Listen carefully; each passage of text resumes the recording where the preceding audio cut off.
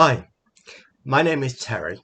I am the son of Nick Flynn, whose channel that you are watching, and he has graciously given me the opportunity to talk about something which is slightly indirectly, but potentially of interest to you in terms of World War II, given that he knows that a lot of his viewers came to his channel with regard to understanding how the Axis and Allied powers came to power and what actually happened. I'm coming at this from a slightly different angle. I had a long career in academia. I was very interested in how people make choices and the trade-offs they make. Now, I did not look specifically at voting, but a more recent turn of events has made me look at this. Now, to set the scene, for those of you who were attracted by my dad, Nick's channel, Weimar Germany was characterized by a very proportional system. Now, unfortunately, this led to two competing blocks, neither of which were remotely interested in compromising with the other side, the National Socialists and the Communists. They each had a fairly substantial proportion of the vote, 30% or whatever. It varied by year. The middle section were caught out. They didn't know which devil to really go with.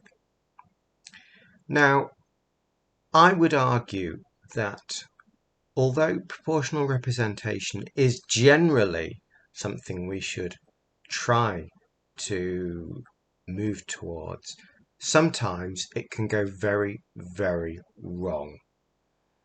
And it is up to us as citizens to recognize the situations in which we might be going up the wrong path if we use proportional representation.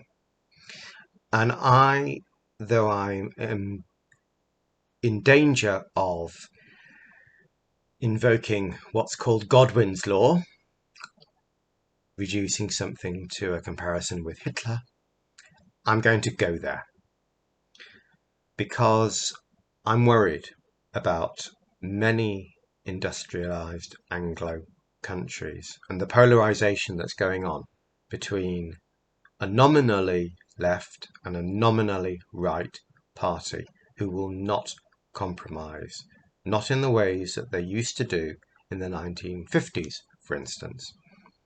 Now, I say nominally because, quite frankly, I don't think either of the parties are particularly left and right. I think they're both right-wing, but that's a story for another day. Let's return to the central issue here as to, is there a different voting system which might prevent either party from seizing power? Now, we know that Hitler never got a majority, but he did gain enough power such that upon the death of the Chancellor, he was able to utilize his essentially private security force in order to seize power. Now, this would not have happened under certain other voting systems, and I'd like to discuss one of them with you. It's called best-worst voting. It has also been called most least voting. Now, I use that terminology because the people who did the most to develop it were from Belgium and the Netherlands, and I came across their work and recognized where they were coming from. They were all coming from countries where it had proved very difficult to get a national government, when it came to proportional representation. There wasn't an obvious coalition of parties that could command a majority in their respective parliaments. Now, that did not mean that the countries were doomed to failure. They clearly were not. But I'm just pointing it out as one of the things that can go wrong with proportional representation. Now, I'm going to talk about where proportional representation is not on the table. Generally, Anglo countries, UK, USA, Australia. But I wish to offer some alternatives which might give a semi-proportional result. Now, the system I'm going to discuss is called best-worst voting. Now, best-worst voting is not something I had any role in developing at all. It was the continental Europeans who saw the idea and ran with it. But the more general idea, best-worst scaling, was something that I am a global expert in. I, together with my two co-authors, wrote the definitive textbook. Sadly, both have passed away. They did so during the pandemic, leaving me as the sole remaining expert in the field. But I did not, to my eternal regret, see the application to voting. So I take my hat off to those people in Belgium and the Netherlands for seeing how this might work.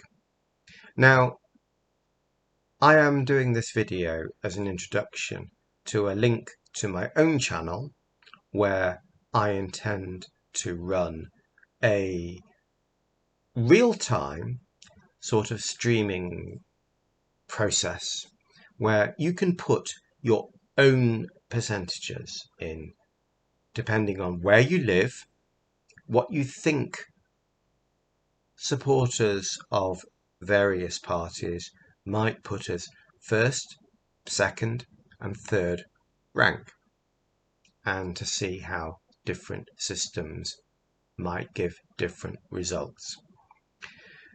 But for the purposes of this, I'd just like to talk about how things might have been very different had we had such a system in place in Weimar Germany.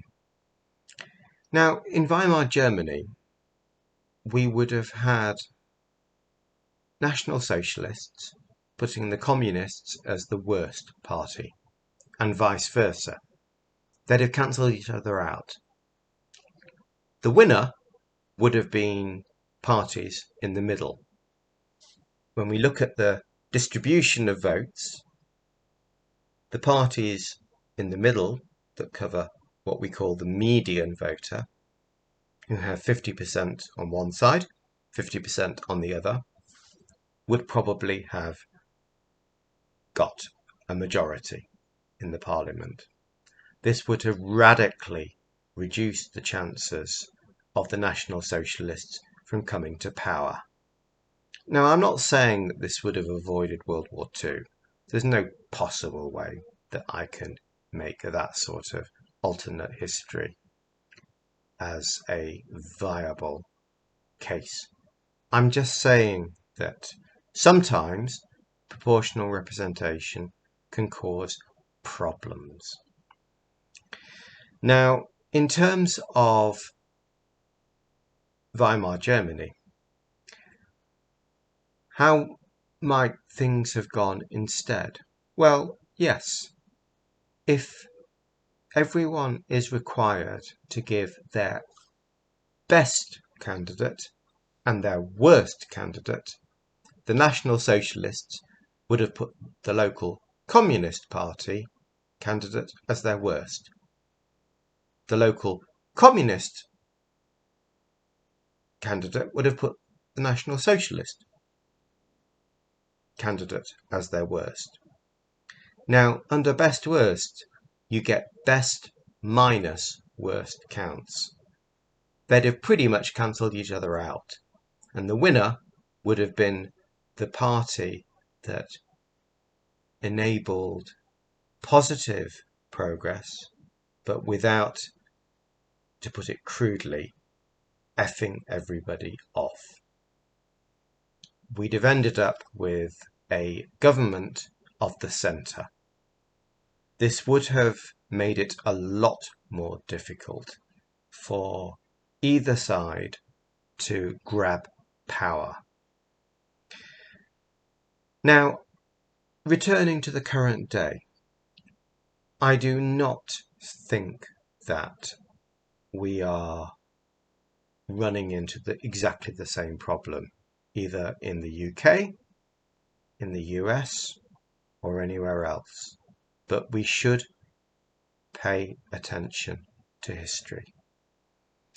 And all I would say is that if you're interested, please follow the link in my father Nick's little text update on his profile, and it comes to my channel, and at some point in the next week or so I'm going to run a live presentation either on Teams or Zoom, and I'm going to show how under 3 parties, I haven't yet generalized it to 5 or more, you can show how different parties might win under first past the post, our existing system in the US, UK, Canada, ranked choice, which is used in Australia, and best worst voting, which is used nowhere, but it was used for a little while in the Baltic states upon their exit from the USSR. And the reasons for them dumping it are not exactly clear. Let's just leave it at that.